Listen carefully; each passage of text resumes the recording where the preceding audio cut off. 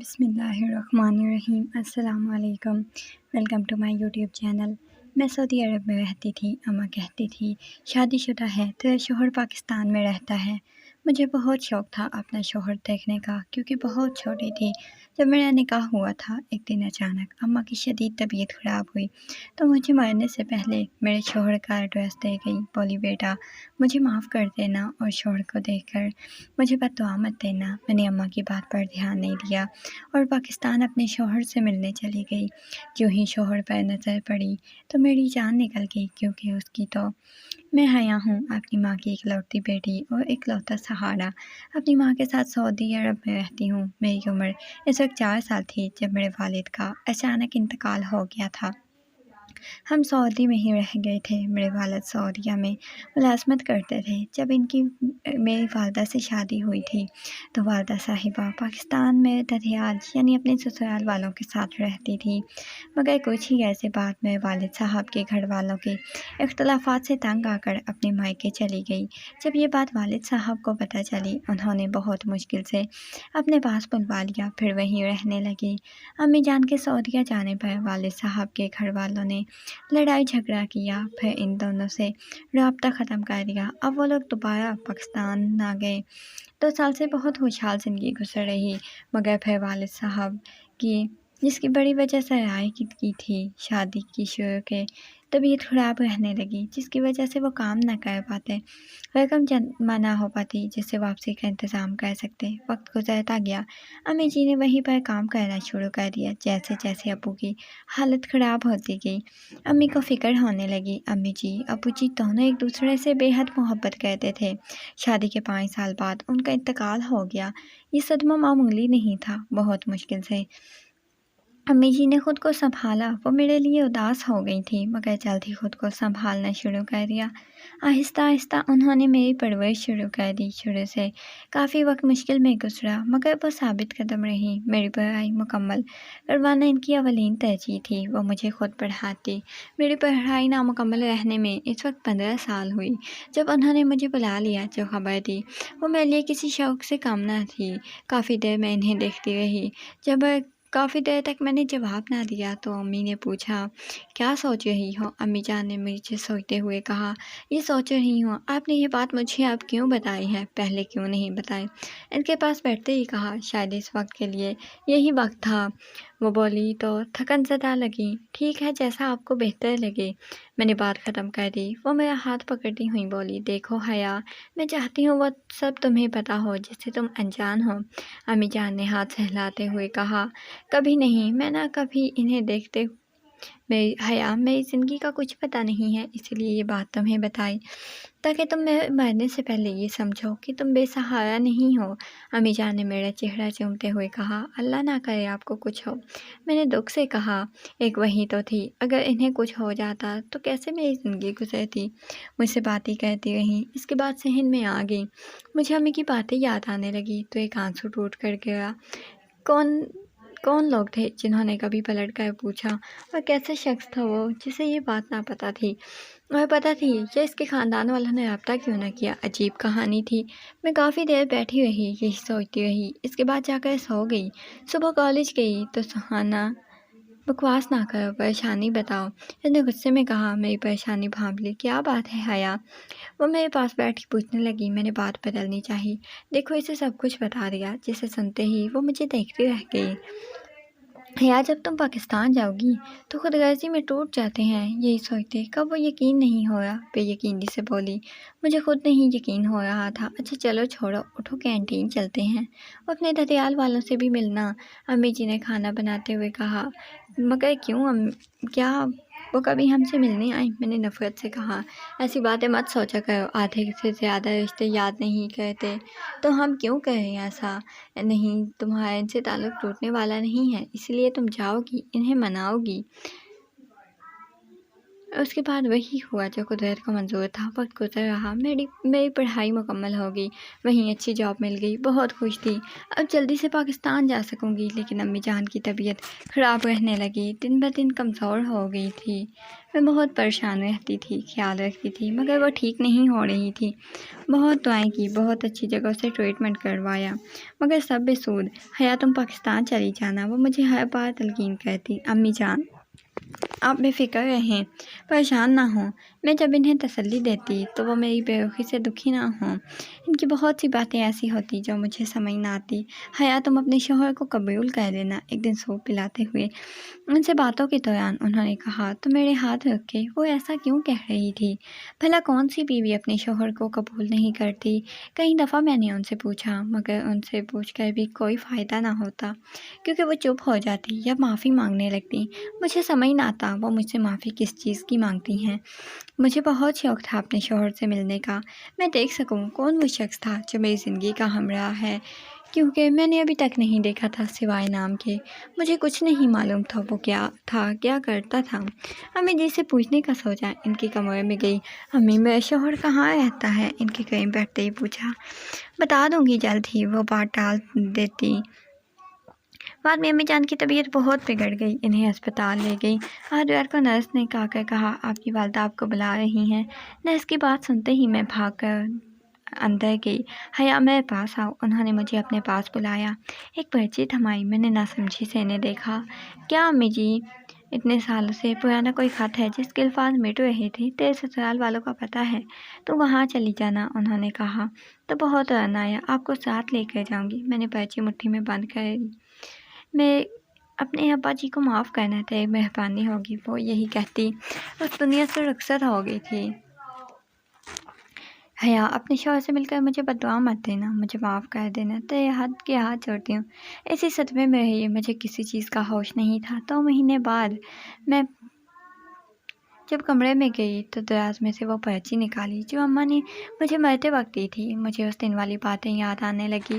حیا تمہارا نکاح ہو چکا ہے، تمہارا شوہر پاکستان ہے، وہاں جا کر مل لینا۔ تیرا نکاح تیرے ابا جی کی مرضی سے ہوا تھا، اسی لیے اسے نبھانے کی کوشش کرنا، تیرے ابا جی کا مان سلامت رہ سکے۔ امی جی کیسی باتیں مجھے یاد آ رہی تھی۔ میں رونے لگی، روتی ہوئی اپنی جمع پونجی اکٹھی کرتی گھر سے نکل گئی۔ پاکستان جانے کا انتظام ہو چکا تھا، مجھے یہاں کے تھوڑے کام نپٹانے تھے تاکہ میں بے فکر ہو کر پاکستان جاؤں۔ میں 1 ہفتے تک پاکستان کے لیے نکل گئی۔ پاکستان پہنچ کر میں اپنے سسرال گئی۔ گھر زیادہ بڑا تو نہ تھا، چھوٹا بھی نہیں تھا۔ اندر داخل ہوئی تو سامنے ایک عورت بیٹھی ہوئی تھی، لڑکی، دونوں گفتگو میں مصروف تھی۔ لڑکی کی مجھ پر نظر پڑی۔ جی کون؟ کس سے ملنا ہے؟ اپنے ہی گھر میں ایسا سوال؟ میں نے سختی سے بیگ کو پکڑا۔ میں حیا ہوں، سعودیہ سے آئی ہوں، میں نے آہستہ آواز میں کہا۔ وہ عورت ایک دم سے اٹھ کر گئی۔ حیا تم یہاں کب آئی پاکستان سے؟ وہ عورت میرے پاس آئی، پوچھنے لگی۔ آج ہی آئی ہوں، میں ان کے سوال کا جواب دیا۔ البتہ وہ لڑکی مجھے دیکھتی رہی۔ اچھا پھر تو تھک گئی ہوگی، نور بھابھی کو کمرے میں لے جاؤ تاکہ آرام کر سکے، اس عورت نے جلدی سے اس لڑکی کو کہا۔ بھابھی؟ وہ لڑکی حیران ہو کر مجھے دیکھنے لگی، مانا کچھ غلط سن لیا ہو۔ وہاں بھابھی تمہیں بتاتی ہوں، تم پہلے اسے لے کر جاؤ، اس کے لہجے میں سختی سے جس لڑکی منہ بسرتی ہوئی مجھے کمرے کی طرف لے گئی۔ تم یہاں آؤ گی، اگر کسی چیز کی ضرورت ہو تو بتا دینا۔ وہ لڑکی میری نند تھی، ایک کمرے میں لے گئی، وہاں جا کر کہا بہت شکریہ گا۔ میں نے نرمی سے کہا۔ اس لڑکی کا یوں انجان ہونا برا لگا تھا، میرے کہتے ساتھ ہی وہ چلی گئی۔ میں نے اپنی سوچوں کو جھٹک دیا، کچھ دیر آرام کیا، پھر فریش ہو کر باہر جانے کا سوچنے لگی۔ کچھ دیر سوچنے پر باہر جانے کا ارادہ کرتی کمرے سے نکلی تو سیدھا ٹی وی لاؤنج میں پہنچی، جہاں وہی لڑکی اور 2 لڑکے بیٹھے ہوئے تھے، باتیں کر رہے تھے۔ مجھے وہاں دیکھ کر خاموش ہو گئے۔ ارے آپ وہاں کیوں کھڑی ہیں، آئیں بیٹھیں۔ ان میں سے ایک نے جگہ دی اور کہا مجھے پانی پینا ہے۔ میں نے بہانہ بنایا، میں لاتی ہوں۔ لڑکی اٹھ کر دائیں طرف سے چل دی۔ بیٹا دوسرا لڑکا بھی اٹھا، دوسری طرف سے صوفے پر بیٹھ گئی۔ لڑکی نے مجھے پانی کا گلاس پکڑایا۔ میرا نام نور ہے، یہ سمیر بھائی اور حسن بھائی ہیں، ہم سب 8 بہن بھائی ہیں۔ آپ ہمارے بڑے بھائی کی بیوی ہیں، اس لحاظ سے ہم آپ کو بھابھی کہیں گے۔ مجھے امید ہے آپ کو برا نہیں لگے گا۔ وہ پیار سے تعارف کرواتی۔ مجھے لگا باقی 4 بھائی بہن سب سے چھوٹے ہوں گے۔ میں نے ان کی بات پر سر اس بات میں ہلا دیا۔ آپ کیا کرتی ہیں؟ لڑکی کافی دیر خاموشی کے بعد پوچھنے لگی۔ میں نے ڈریس آرٹ ڈیزائننگ کی پڑھائی کی ہے، اس کی جاب کر رہی ہوں، میں نے نارملی جواب دیا۔ کچھ دیر باتوں کے بعد واپس کمرے میں آ گئی۔ شام ہوتے ہی شوہر سے کمرے سے نکلی۔ 3 مرد کھڑے تھے۔ ایک عورت کی جس کی عمر 35 سال ہو گئی تھی، وہ اس عمر میں جنہوں نے مجھے کمرے میں بھجوایا تھا، جنہیں سب اماں جی کہتے تھے، اماں جی سے لڑ رہے تھے۔ لو جی آ گئی مہارانی، وہ عورت خوشت سے بولی۔ ان سب کو دیکھتی ہوئے رہ گئی۔ زیادہ اردو بولنی نہیں آتی تھی، میں سب کچھ حد تک بول لیتی تھی، لیکن زیادہ مشکل الفاظ سمجھنا میرے بس سے باہر تھا، اسی وجہ سے سمجھ نہ سکی کیا کہہ رہی ہے۔ اماں اسے رخصت کریں، ایک مرد بولا۔ میں سبھی کو دیکھ رہی تھی، کیا ہو رہا ہے؟ اماں جی نے مجھے جانے کا کہا۔ میں جلدی سے واپس کمرے میں آ گئی، دروازہ بند کر دیا۔ پہلے کی باتیں ابھی تک ہو رہی تھی، شور اور لڑائی کی آوازیں آ رہی تھی۔ میرا دل بند ہونے کو تھا، مگر شاید ابھی بھی ہمت نہیں تھی جس کی وجہ سے برداشت ہو رہی تھی۔ وہ باتیں جو بھی سننے کا، میرے بارے میں ایسی باتیں کیوں کر رہے تھے، اتنی نفرت کیوں تھی، مجھے سمجھ نہیں آ رہا تھا۔ تم کمرے میں سن رہی تھی سب کچھ۔ آدھی رات تک یہی سب چلتا رہا، ساری رات نیند نہ آ سکی۔ صبح بوجھل تھی، ابھی تک سمجھ نہیں آ رہا تھا میرا شوہر کہاں ہے، ابھی تک وہ کیوں نہیں آیا۔ بیٹی سوچ میں غرق تھی جب نور نے دروازے پر دستک دی۔ جواب نہ پا کر اجازت ہی اندر آ گئی۔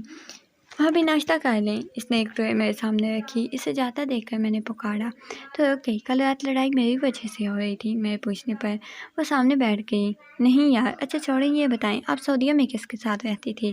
اس نے پوچھا۔ مجھے شدت سے امی یاد آئیں، امی جی کے ساتھ۔ میں نے ضبط سے کہا۔ وہ کہاں ہیں؟ اس نے میرے دکھی ہونے پر پوچھا۔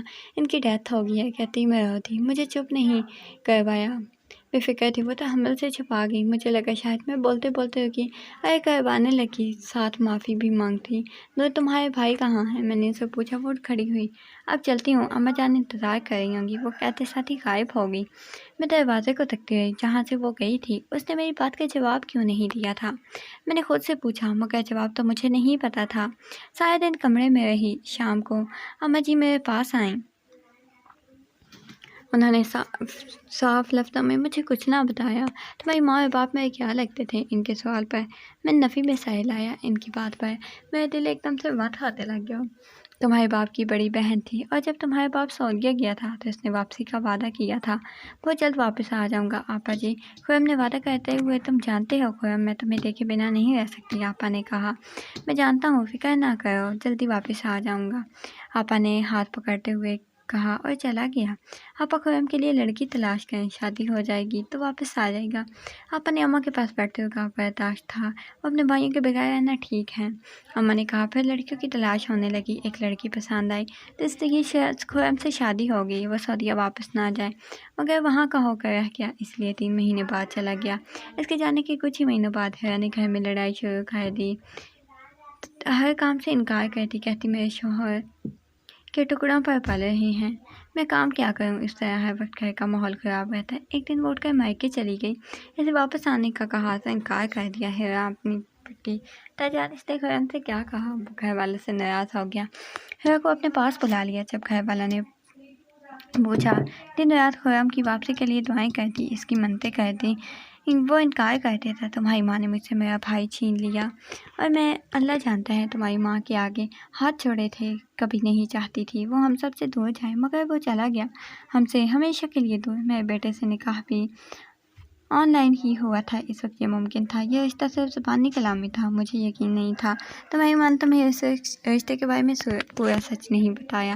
اس کے بعد ایک رات میرا دل کر رہا تھا رونے لگ جاؤں، اتنا رو کہ سب تڑپ اٹھے، مگر وہاں میرے درد کی پرواہ کسے تھی؟ میں چپ ہو گئی، بالکل خاموش ہو گئی۔ وہ ایک بار پھر بولی، جانتی ہوں کس سے ہوا تھا نکاح؟ دیکھا ہے ان کو؟ ان کے سوال پر پھر میں نے نفی میں سر ہلایا۔ وہ مسکرا دی۔ تمہارا نکاح میرے سب سے بڑے بیٹے سے ہوا ہے جو آج آ رہا ہے، میرا مشورہ ہے اسے طلاق لے کر اپنا گھر بساؤ، مجھے کہہ کر چلی گئی۔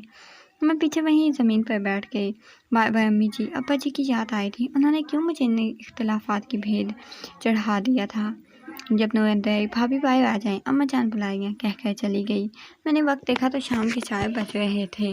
اماں جان نے کہا تھا ان کا بیٹا شام کو آئے گا۔ میں منہ ہاتھ دھو کر باہر نکلی، سامنے صوفے پر گھر والے بیٹھے تھے۔ مجھے آپ پر اماں جان بولی، خرم کی بیٹی حیا ہے تمہاری منقوہ، انہوں نے ایک وجود کی طرف اشارہ کرتے کہا، تو مجھے پتہ لگ گیا، وہ میرے شوہر کو بتائی تھی۔ ان کے تھوڑا قریب گئی تبھی وہ پلٹا۔ اسے دیکھ کر میری چیخ نکل گئی، پیر تلے سے گویا زمین کھینچ لی۔ کسی نے منہ میں کچھ ہاتھ رکھے۔ میں آنکھیں پھیلائے کھڑی تھی، ٹانگوں سے جان نکلتی محسوس ہوئی۔ یہی بس ہو گئے گر گئی۔ جب مجھے ہوش آئی تو ہسپتال میں تھی، قریب نور بیٹھی تھی، تھوڑا دور حسن کھڑا تھا، ڈاکٹر سے بات کر رہا تھا، جبکہ سمیر فائل پڑھ رہا تھا۔ مجھے ہوش میں آتا دیکھ کر مسکرایا اور حسن کو آواز دی۔ مجھے ہوش ہونے سے پہلے کا واقعہ یاد آیا۔ امی جی کی آخری بات بھی یاد آئی۔ میں سمجھ گئی تھی انہوں نے کیوں کہا تھا، انہیں بددعا نہ دو۔ کاش امی جان مجھے مار دیتی، مگر یہ سنت نہ کرتی میری نظروں کے سامنے۔ میرے شوہر کا چہرہ گھوما تو پھر دل سے کانپنے سے لگا۔ 40 سال کا مرد ہے، ایک ٹانگ ٹوٹی ہوئی تھی۔ اللہ آپ کو ہوش آیا؟ حسن میرے قریب کھڑا بولا تو میں مسکرا دی کہ عجیب سا کھیل کھیلا میرے ساتھ قسمت نے۔ میرے باپ آپ نے ٹھیک کیا؟ ہاں، سمیر کے سوال پر میں نے اسے دیکھا، نظریں چرائی۔ اس کے بعد ڈاکٹر کی اجازت سے مجھے گھر واپس لایا گیا۔ میں نے منع کیا مگر حسن بضد تھا، اس لیے مجھے آنے پر پھپھو نے میری طلاق کروا دی۔ اور کچھ دیکھو جو ہوا اسے بھولنا مشکل ہے، مگر میں تمہیں دکھ نہیں دیکھ سکتی، وہ شرمندہ ہو کر بولی۔ سب کے ذمہ دار ہوں، آپ بے فکر رہیں، دوبارہ سعودیہ چلی جاؤں گی اور ویسے ہی رہوں گی جیسے پہلے رہتی تھی۔ جہاں تک بات اس کی اکیلے پن کی ہے تو وہ شروع سے ہی برداشت کر دی ہیں، بس اس بار امی جی کے ساتھ بھی نہیں ہیں۔ میں نے صبر کیا، یہی جانتی تھی وہاں کیسے رہوں گی۔ وہ پھر بولنے لگی، پلیز پھپھو مجھے مجبور نہ کریں۔ میں نے کہا، وہاں سے نکل گئی۔ اب مجھے زندگی کا سفر اکیلے کرنا تھا۔ واپس سعودیہ جانے کی تیاری کرنے لگی۔ آخری بار پاکستان کو دیکھتی میں ہمیشہ سعودیہ چلی گئی۔ اکیلے ہی رہنا میرا نصیب تھا۔